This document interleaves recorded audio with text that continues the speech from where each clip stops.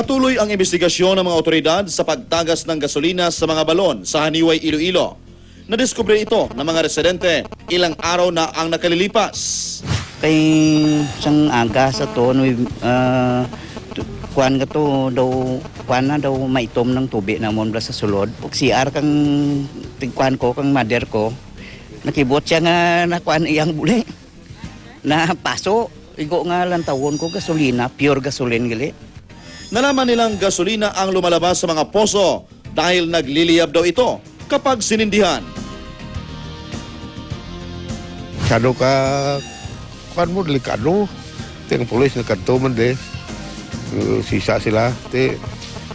Pagbalik nila, pag kanto de, confirm nila ang gasolina ang napog. Kaya natatakot ngayon ang ilang nakatira malapit sa balon.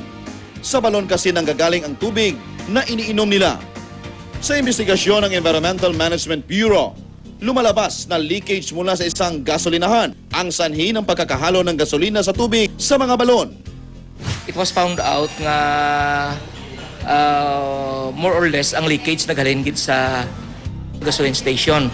Kay nagkandak sang testing kag sampling ang EMB, so nagasanlab ang tubig nga magahalin sa bubon kag ang component is more or less mga 60-40.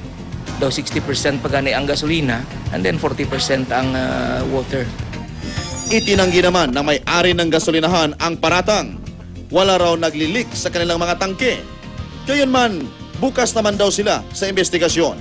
Kung ma-found out nila nga may problema sa tangke sang gasolina, sang amusin ang gasolinahan, so temporarily isuspend ang operation kag probably matake sanda sang mga mitigating activities para ma-cure ang problem. Kung hindi gid ma-cure, siguro ang isa sina ka remedy amo ang replacement sang tangke kag mga pipelines sang gasoline station.